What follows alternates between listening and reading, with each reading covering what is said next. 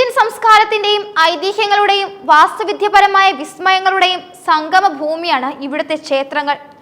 ഓരോ കല്ലിലും ശില്പത്തിലും പുരാണ കഥകളും നൂറ്റാണ്ടുകളുടെ പഴക്കമുള്ള ആചാരങ്ങളും ഉറങ്ങിക്കിടക്കുന്നു. എന്നാൽ ഈ പരമ്പരാഗതമായ വിശ്വാസങ്ങളെയും കാഴ്ചപ്പാടുകളെയും പൂർണ്ണമായും കീഴ്മേൽ മറിക്കുന്ന ഒരു ആരാധനാലയം തമിഴ്നാടിന്റെ ഹൃദയമായ സേലത്തുണ്ട്.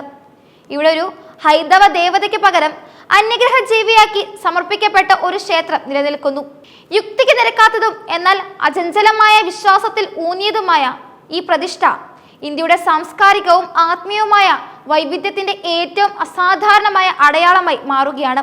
സേലത്ത് മല്ലമ്പൂമ്പട്ടയിലെ രാമഗൗണ്ടനൂരിലാണ് ഈ വിചിത്രമായ ക്ഷേത്രം സ്ഥിതി ചെയ്യുന്നത്.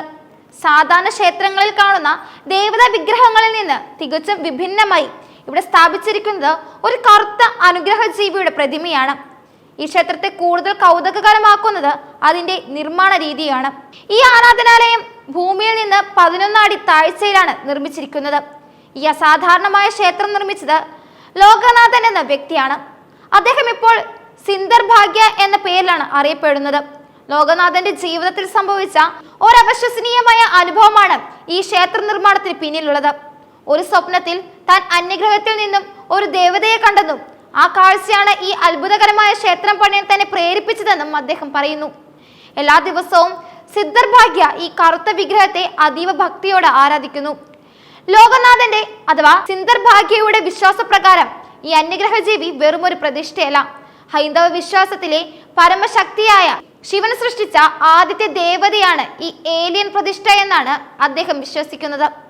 മാത്രമല്ല, പ്രകൃതി ദുരന്തങ്ങളിൽ നിന്ന് ഭക്തരെയും ലോകത്തെയും സംരക്ഷിക്കാൻ കഴിയുന്ന അപാരമായ ശക്തികൾ ഈ പ്രതിഷ്ഠയ്ക്കുണ്ടെന്നും അദ്ദേഹം ഉറച്ചു വിശ്വസിക്കുന്നു. ഇതിനു പുറമെ ലോകത്തെ സംരക്ഷിക്കാൻ സഹായിക്കുമെന്ന് ഉറപ്പു നൽകിയ അന്യഗ്രഹ ജീവികളുമായി താൻ നേരിട്ട് ആശയവിനിമയം നടത്തിയിട്ടുണ്ടെന്നും സിന്ദർ ഭാഗ്യ അവകാശപ്പെടുന്നു. പുരാതന സിദ്ധ താളിയോല കയ്യെഴുത്ത് പ്രതികളിൽ പോലും അന്യഗ്രഹ ജീവികളെ കുറിച്ച് പരാമർശങ്ങൾ ഉണ്ടെന്നും ഭാവിയിൽ ലോകം അവരെ ആരാധിച്ചേക്കാമെന്നും അദ്ദേഹം വിശ്വസിക്കുന്നു.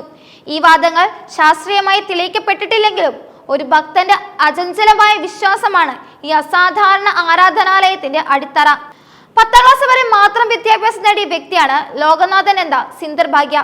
കുറച്ചുകാലം ഒരു കഫേ നടത്തിയിരുന്ന അദ്ദേഹം കാലിന് വേദന അനുഭവപ്പെട്ടതിനെ തുടർന്ന് ചികിത്സ തേടി പോയപ്പോഴാണ് സിദ്ധർ ഭാഗ്യയെ കണ്ടുമുട്ടുകയും അദ്ദേഹത്തിന്റെ ശിഷ്യനാവുകയും പിന്നീട് ആ പേര് സ്വീകരിക്കുകയും ചെയ്തത്.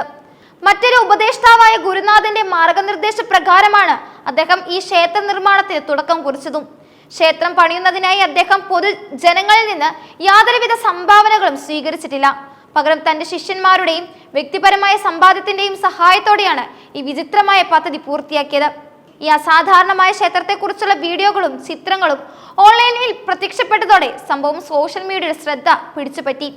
യുക്തിക്ക് നിരക്കാത്ത ഈ ആരാധന സങ്കല്പത്തോട് നെറ്റിസൺസ് രസകരമായിട്ടാണ് പ്രതികരിച്ചത്. ഏരിയ 51 കോർണറിൽ ചിരിക്കുന്നു, നമ്മൾ പിന്നോട്ട് ഓടുകയാണ് എന്നൊക്കെയുള്ള തമാശ കമന്റുകൾ സോഷ്യൽ മീഡിയ ഉപഭോക്താക്കൾ പോസ്റ്റ് ചെയ്തിരുന്നു. വിശ്വാസങ്ങളും യുക്തിയും രണ്ടു വഴിക്ക് സഞ്ചരിക്കുമ്പോഴും തമിഴ്നാട്ടിലെ ഈ അന്യഗ്രഹ ജീവി ക്ഷേത്രം മനുഷ്യന്റെ ആരാധനാ സങ്കല്പങ്ങൾ എത്രമാത്രം വിചിത്രവും വൈവിധ്യപൂർണവുമാകാം എന്നതിന്റെ ഒരു അത്ഭുതകരമായ തെളിവാണ്. പുരാതന വിശ്വാസങ്ങളും ആധുനിക സങ്കല്പങ്ങളും കൂട്ടിയിണക്കുന്ന ഒരു സാംസ്കാരിക പ്രതിഭാസമായി ഈ ക്ഷേത്രം മാറിക്കൊണ്ടിരിക്കുകയാണ്. ലോകമെമ്പാടുമുള്ള UFO താല്പര്യക്കാരെയും ഇത് ആകർഷകമായി സ്വാധീനിക്കാനും സാധ്യതയുണ്ട്.